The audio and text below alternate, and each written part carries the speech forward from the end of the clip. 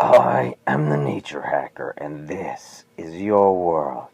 So today I want to talk about noble metal batteries and my progress.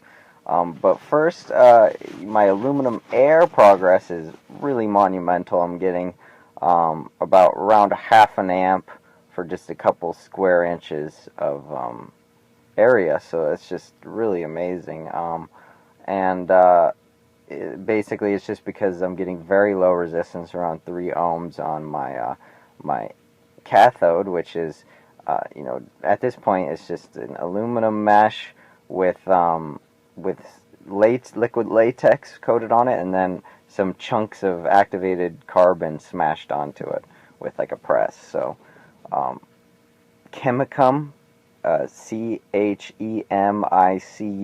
basically gave me the idea. Chemicum on YouTube, so check out his channel. He's really good at aluminum air batteries, so I'm basically just trying to first just get to where he's at. So, and I'm getting some pretty decent progress. So, but in my noble metal, the aluminum air can't be recharged, so we got to have something that can be recharged. Chemicum, the guy is very similar to me. He wants to do a non-rechargeable battery, the aluminum air, and a rechargeable thing. But his idea for rechargeable is a capacitor. My idea for rechargeable is a noble metal battery.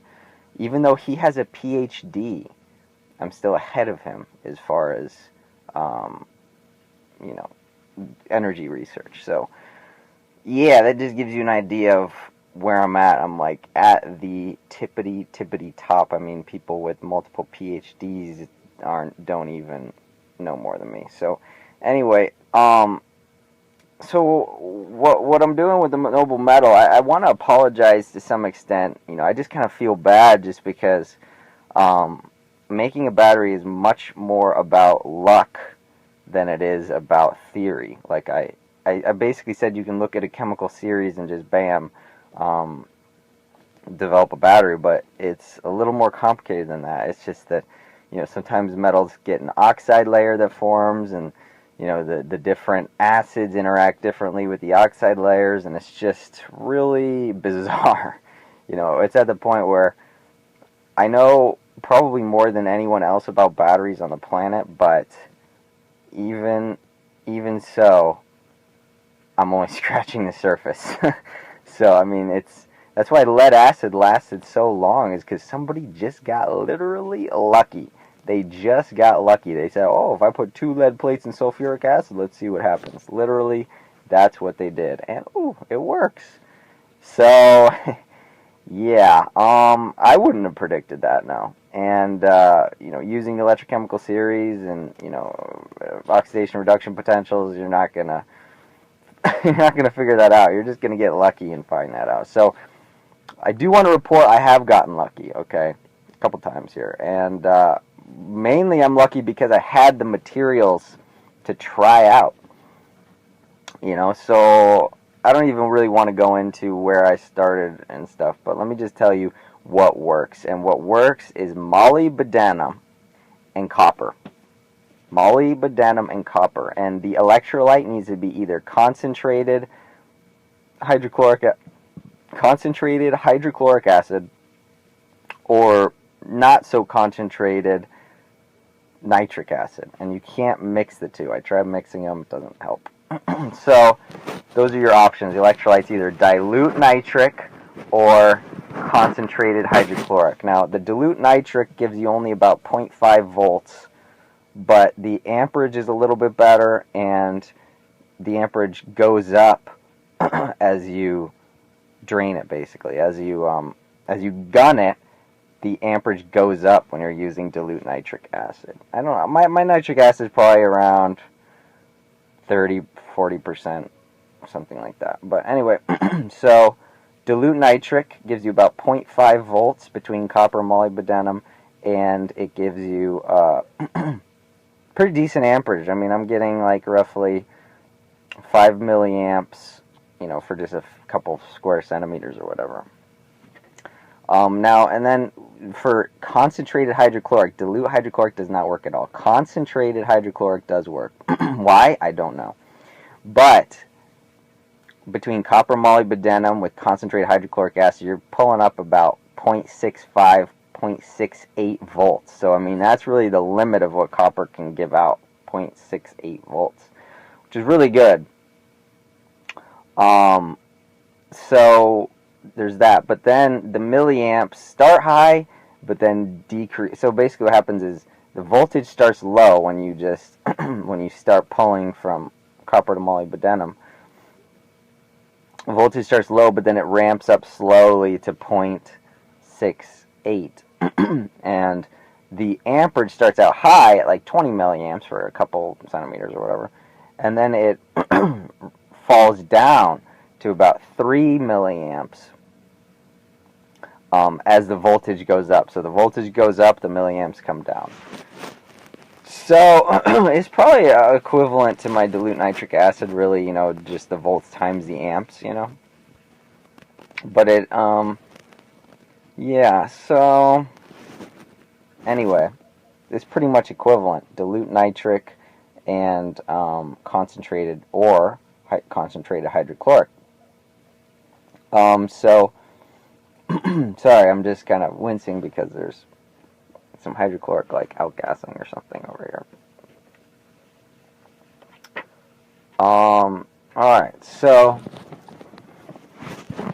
yeah, so I mean it's really good, man. I mean, you look at it, especially the hydrochloric, when you're using concentrated hydrochloric, you look at the copper, you look at the molybdenum, I mean there is no damage on any of them. You know, so it's just really, really nice. I mean, the copper just comes off so nicely. There's no oxide layer, there's no greening, there's nothing. It's just pure, bright copper, okay, once you run this thing. And the molybdenum is just bright molybdenum, so I mean, it's like ideal. It's so ideal. So, yeah, it's just really amazing. I think this is like perfect. It's just the only issue is just a little, you know, it's kind of low voltage, 0.65 volts, but it's better than a supercapacitor, man. I mean, yeah, it's not that great, but for a, you know, for a high power battery, but it's much better than a supercapacitor. And you know, this thing can be infinitely recharged, just like a supercapacitor can, and quickly. So, and it probably. And it's not going to self-discharge like a supercapacitor does. So it's just really, and the voltage doesn't go down as you pull current out of it, you know. So it's just so much better than a supercapacitor, and it's got all the benefits of the supercapacitor. It's, you know, it can recharge, infinitely recharge, and what else? Yeah. Pretty much it, infinitely recharged. It's like a lead acid battery that is like infinitely rechargeable. So the only thing weird that's going on is that I went from like 1 square inch to like 4 square inches, and my amperage stayed the same, my voltage stayed the same. So I don't really know as far as the amps and volts, just kind of odd. Yeah, so I mean, but I'm just working with, you know, a couple square inches, so maybe, you know, if you have a sintered electrodes in a bath, hydrochloric acid bath, then maybe then, you know, the surface area will improve the amperage. But for now, it's just a little weird that I can't get a variation in amperage by varying the surface area, which is a little odd. But anyway, new working battery. I got lucky, but it's real, and it really works, and it's good. So, noble metal battery, copper molybdenum. I tried, you know, even tantalum and gold and all this. And tantalum works good. It works pretty good, but it doesn't work with like gold or iridium. I mean, at least with the electrolytes I'm using. So, and the amperage I'm getting off of tantalum is very low. So that might be that, you know, that oxide layer might be inhibiting things on the tantalum. So yeah, and then tungsten also. It seems like there's some type of oxide layer that's just kind of reducing the efficiency compared to molybdenum. So really, molybdenum is the way to go. Copper moly, co-moly battery. So It's the future. It's the new infinitely rechargeable battery. It's going to replace supercapacitors for anything like cars or anything like that. Supercapacitors are kind of outdated now that the moly battery is out. So, yeah, moly. Thanks for watching. I am the Nature Hacker. Do work.